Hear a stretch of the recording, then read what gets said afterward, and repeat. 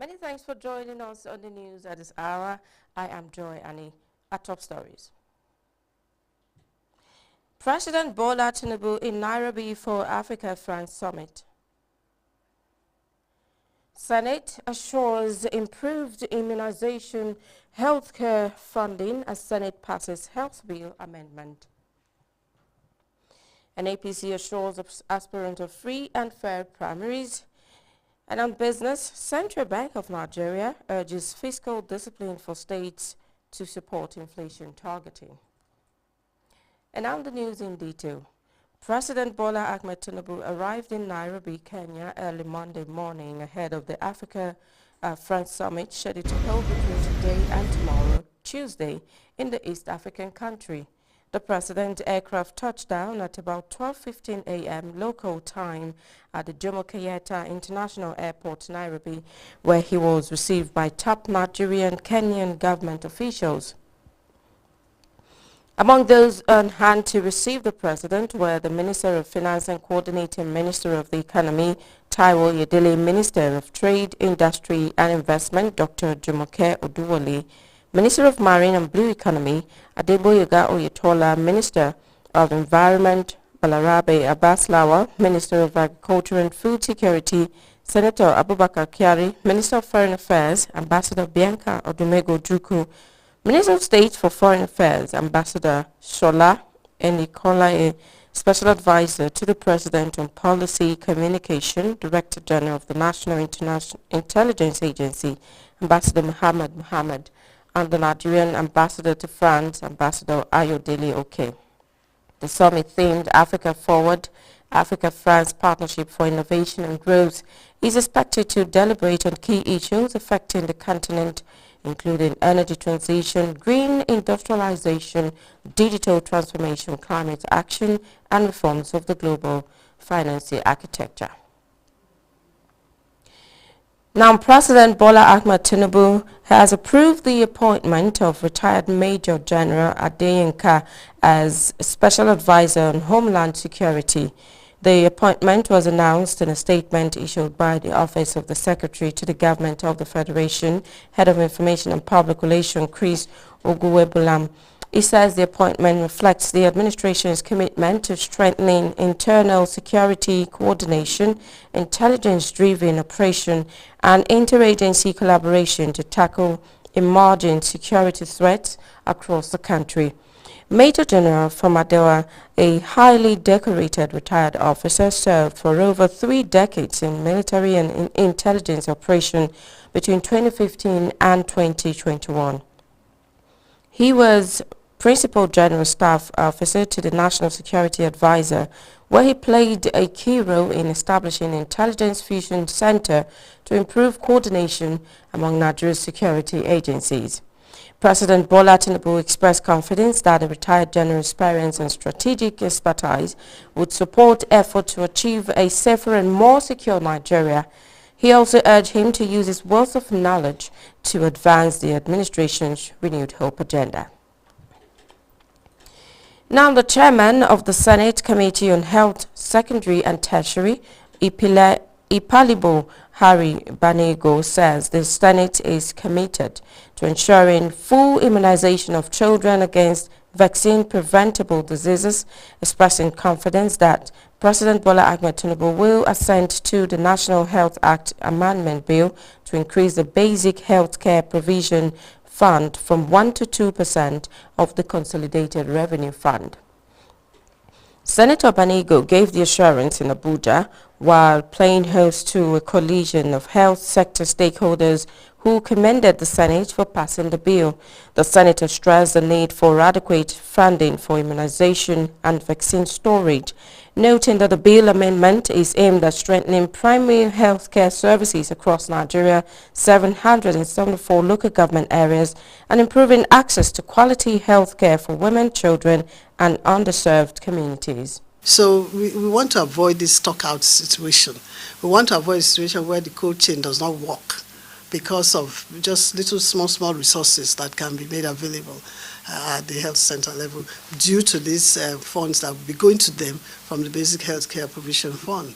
So this is our dream, is to see that every child gets fully immunized, fully protected from these preventable sicknesses, tuberculosis, the poliomyelitis, measles, diphtheria, and all these things. And they cause a lot of problems in our children, because you can imagine, just from losing out on measles vaccine, a child would have bronchopneumonia, a child would have bronchitis, and would even have problems with the eyesight, may have problem with the hearing.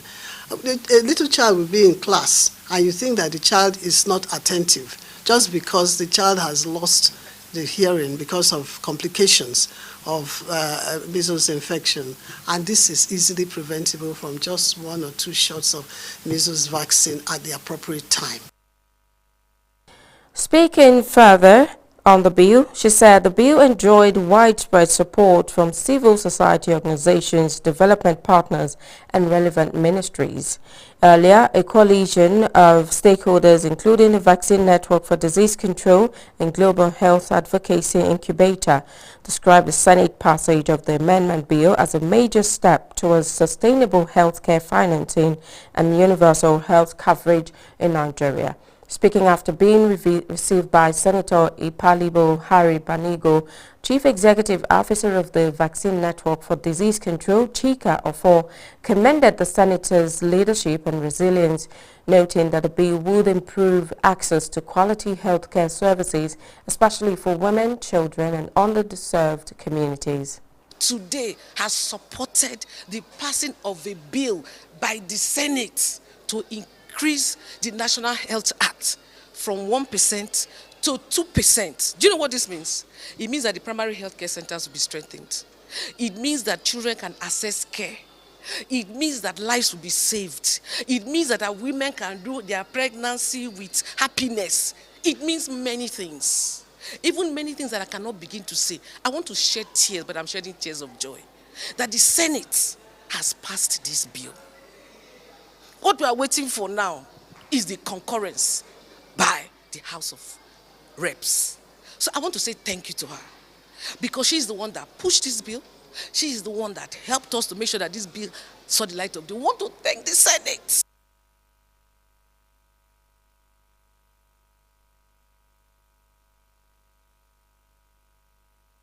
Stakeholders expressed optimism that the amendment, once assented to by President Bola Ahmed Tinubu, will strengthen primary healthcare delivery, boost immunization coverage, and expand access to quality healthcare services for vulnerable population across the country. Now, the chairman of the All Progressives Congress, APC, in Gwagwalada Area Council, Mr. Jeremiah Samuel, has once again assured all aspirants of a free, fair and transparent primary election process ahead of the party's primaries. Mr. Samuel gave the assurance during the formal inauguration of the AUA Progressive Alliance for Grassroots Mobilization held at the Gado Nasco Primary School, Gwagwalada. Correspondent Abdullahi Mukhtar has that report. The AUA Progressive Alliance, made up largely of youths and women drawn from the 6 area councils of the Federal Capital Territory, described itself as a forward-thinking movement committed to purposeful, people-driven and future-focused leadership in support of the senatorial aspiration of APC aspirant Alhaji Abubakar Umar Abdullahi. Speaking at the event, the Gwagwalada APC chairman, Mr. Jeremiah Samuel, assured party aspirants of a level playing field during the primaries and urged them to embark on issue-based campaigns while canvassing for votes from party members. It shows they have feelings for this party, and most especially a youth. When they align themselves with a youthful candidate, it shows that youth are ready to take over. Honorable Ahmed Musa Shettima, Special Assistant to the Honorable Minister for Special Duties and Intergovernmental Affairs, Mr. Zafania Jisalo, who represented Alhaji Abubakar Umar Abdullahi at the occasion, stated that Alhaji Abubakar Umar Abdullahi remains the right choice for the FCT senatorial seat, describing him as a capable and experienced leader with the qualities needed to effectively represent the FCT address chambers. Abubakar is a leader. Abubakar have a lot of contact when FCT will use to utilize our progress in FCT. Founder of the AUA Progressive Alliance for Grassroots Mobilization, Ms. Fahmida Abubakar Funtua, explained the vision and objectives behind the formation of the group. Also speaking, the Secretary of the Alliance, Mohammed Suleiman SK, alongside the Councillor-elect of Quarters Ward, Honorable Abdurrahim Saka, reaffirmed the group's commitment to mobilizing support for progressive leadership and youth inclusion in governance. I believe Abubakar has the quality, he's able, he's a capacitated candidate that we, all the youth in FCT, we stand with. So it's AUA or nothing. We believe for a very long time Abuja South has been shortchanged, and it's not any other person but Abubakar Umar Abdullahi. They bring people together under one platform so that the people will know why governance and being associated with politics is very important. The AUA Progressive Alliance emphasized that the FCT is home to vibrant and talented youths whose voices have often gone unheard, stressing that the time has come to give young people greater opportunity to participate actively in leadership and decision-making processes. Abdullahi Mukhtar, ASO Television News. In a related development, the chairman of Abadi Area Council, an aspirant for the Federal Capital Territory, the FCT senatorial seat under the platform of the All Progressives Congress, the APC, Alhaji Abubakar Umar Abdullahi, has successfully completed the party's senatorial screening exercise held at the Sheraton Hotel, Abuja. The screening exercise, conducted in line with the Constitution and guidelines of the APC, marks another important milestone in Haji Abubakar Umar Abdullahi's aspiration to represent the people of the FCT at the Red Chambers. The exercise was described as peaceful, transparent and successful, reflecting the democratic principles and internal processes of the ruling party. Now, supporters and political associates of the aspirant expressed confidence in his candidacy, describing him as a committed grassroots politician with experience and capacity to provide quality representation for the FCT at the Senate.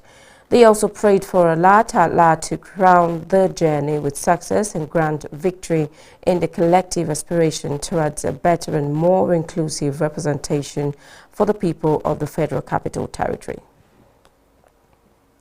And no fewer than 11 passengers were reportedly killed in a road crash along the Abeokuta-Lagos Expressway on Sunday night. The accident occurred at Erukun Bridge on the route when a gold Toyota vehicle with registration number GGE 722KJ reportedly somersaulted and plunged off the bridge, trapping the occupants inside. It was gathered that all 11 occupants of the vehicle, 10 adult males and 1 female, lost their lives in the crash.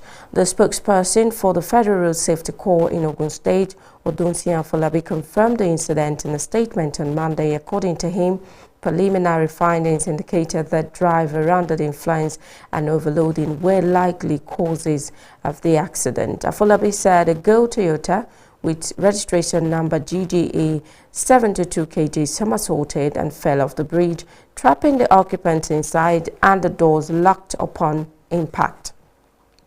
While FRSC personnel, with assistance from members of the local community, dismantled the vehicle to recover the bodies, the deceased have been deposited at the State Specialist Hospital morgue in A4. Now, the primarily report cites driving under the influence and overloading as the probable causes of the crash. He added that the Ogun State Sector Commander of the Corps Commander Oludare Ogunjobi, advised motorists plying the Abeokuta-Lagos route to exercise caution, particularly while driving at night. The Sector Commander also expressed condolences to the families of the deceased. You're watching ASO Television News. You are live on DSTV, channel 392, also on StarTimes TV, channel 127, and Free TV, channel 507. We are also on the UHF band on channel 38. Now, still to come on the news. Central Bank of Nigeria urges fiscal discipline for states to support inflation targeting. Stay with us for this and more after this time out. Some things don't arrive. They've always been. Not for a day, for all of time. Until quietly something shifts, moving from someday to now. Women are not honored in time. They are woven through it, shaping every story, every voice, every breath. We are because she is, and because tomorrow they will be. Many thanks for staying there. Now to the rest of the news. Nigerians have been called upon to include risk management principles across all strata of the economy. President and Chairman, Governing Board, Risk Management Society of Nigeria, Dr. Abbas Garba Idris, made a call at the closing ceremony of the 2026 National Risk Management Conference and Award Ceremony in Abuja. Holina Adojo reports. It was indeed a thought-provoking session as stakeholders engage and brainstorm on how to better manage the cyberspace to minimize the impact of internet risks on the economy. President and Chairman Governing Board, Risk Managers Society of Nigeria, Dr. Abbas Garba Idris, while commending participants for the educative session, expressed the belief that risk management principles, if applied, will impact positively in every sector of the society. We have the belief that if they really understood what we are doing and the impact they are going to make in their own organization is going to be so marvelous. We are going to use the communique at the end of the conference and dispatch it to all the organizations to know what we have arrived at. And then it's not just sending this. We will ask those participants to follow it up step by step to ensure that it has been implemented in their own organization. Because by next year, we will ask about the outcome, the feedback.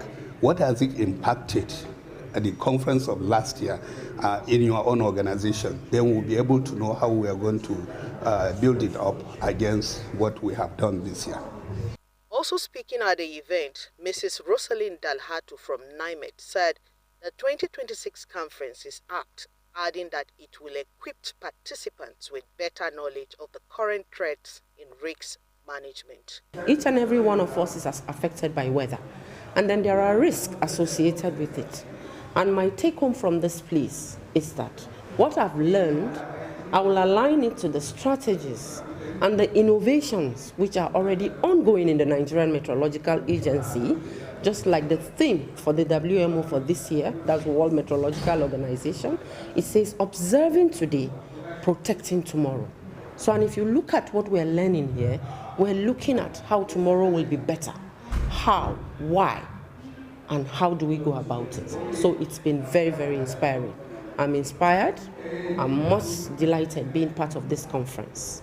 In a paper, Cyber Insurance Frontier, Transferring Risks in an Uncertain Climate, Mr. Ekerete Olagam Ikom, Deputy Commissioner for Insurance, National Insurance Commission, NAICOM, represented by Mr. Abiodun Aregbike, Head Technology, Strategy and Research, NAICOM, noted that cyber risks is capital intensive and needs protection strategy. He called on organizations to include cyber insurance as a strategy to manage and reduce cyber risks. Cyber risk is no longer an IT issue. Cyber risk is a balance sheet issue.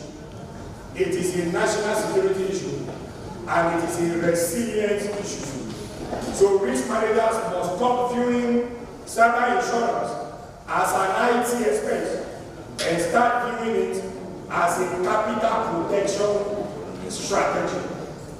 In an uncertain climate, the most resilient economies are those that have pre-funded their recovery through robust transfer mechanisms. Other highlights of the 2026 National Risk Management Conference featured award presentation to deserving participants. Olina Adojo, ASO Television News.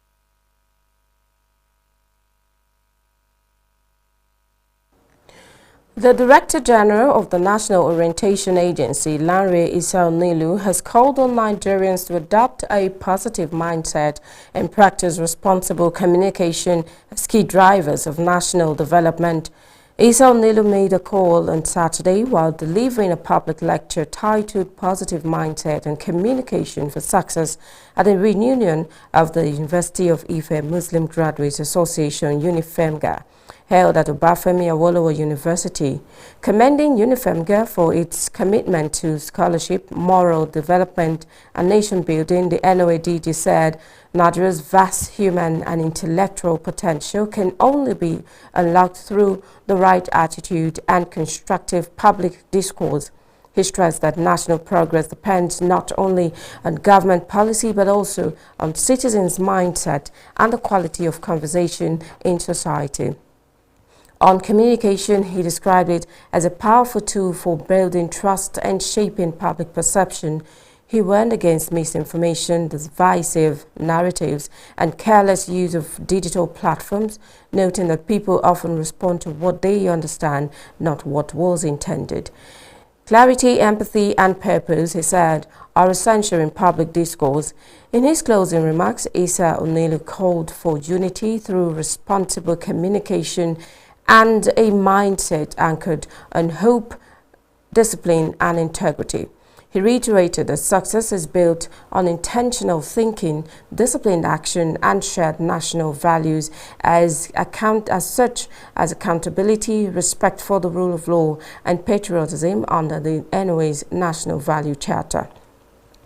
The event was attended by Osun State Governor Ademola Adeleke, represented by Senior Special Assistant on Religious Affairs Bello Adeniyi and OAU Pro-Chancellor Adejare Bello. Away from that now, the Nigerian Armed Forces has defended recent air operations in Shiroro local government area, insisting the strikes were targeted at armed bandits and not civilians.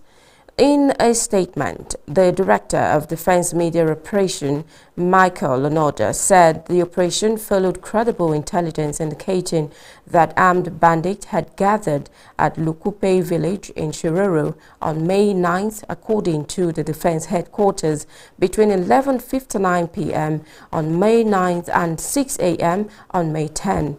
The Nigerian Army UAV Command carried out coordinated airstrikes on identified locations, including Katama, Boko, Kasasu, and Kuduru villages. The military said the operation were carefully planned and precisely executed, adding that the strikes successfully neutralized about 70 armed bandits in Kusasu village alone. It also dismissed reports suggesting civilian casualties, maintaining that the targets were confirmed terrorist enclaves. Now, the Federal Executive Council, FEC, has approved 3 strategic public-private partnership, the PPP project, aimed at strengthening Nigeria's infrastructure base and stimulating economic growth across critical sectors. This is contained in a statement issued by Ifeanyi Nwoko, acting head of media and publicity of the Infrastructure Concession Regulatory Commission (ICRC) in Abuja on Sunday. The statement said the project includes the development of a smart national transport data bank under the Nigerian Institute of Transport Technology, the NITT. He added that the other project or independent power project at the One Port Complex and the Apapa Port Complex. According to the statement, the approvals followed regulatory oversight by the ICRC. It said the Commission reviewed the outline business case, conducted due diligence and negotiations, and certified the full business case in line with its regulatory framework before presentation to FEC. The statement quoted the Director General of the ICRC, Dr. Jobson Ewalefo, as saying the approvals represent a deliberate shift towards well-structured PPPs that unlock private capital and deliver measurable economic impact. Ewalefo said the Smart National Transport Data Bank would address long-standing challenges associated with inadequate transport data in the country.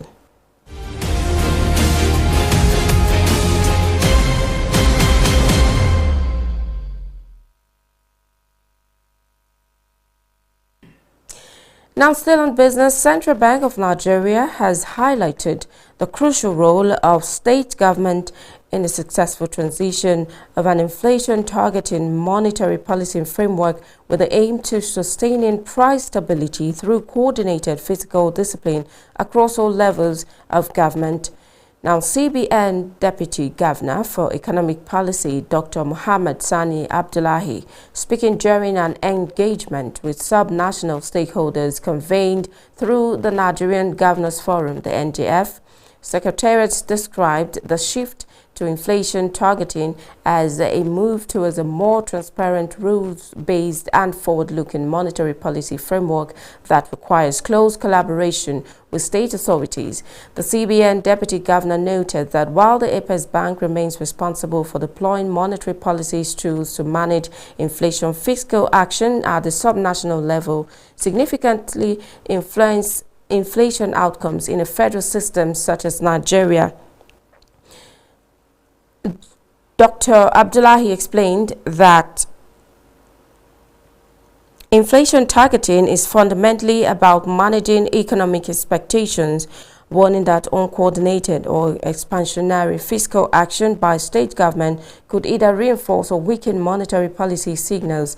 He emphasized the state affect inflation through various channels, including borrowing decision, domestic debt accumulation, expenditure patterns, wage obligations, capital project implementation, salary arrears, overdraft contractor financing, and weak coordination Federation Account Allocation Committee, FAC receipt, cash management, and debt servicing.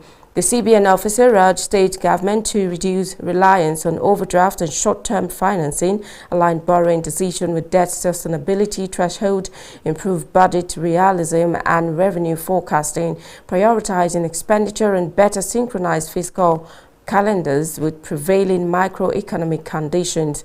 He further outlined 4 major responsibilities for state government under the inflation targeting framework, including maintaining fiscal discipline and predictability, pursuing responsible borrowing aligned with medium-term fiscal framework, strengthening coordinating on cash and debt management, and enhancing internally generated revenue mobilization.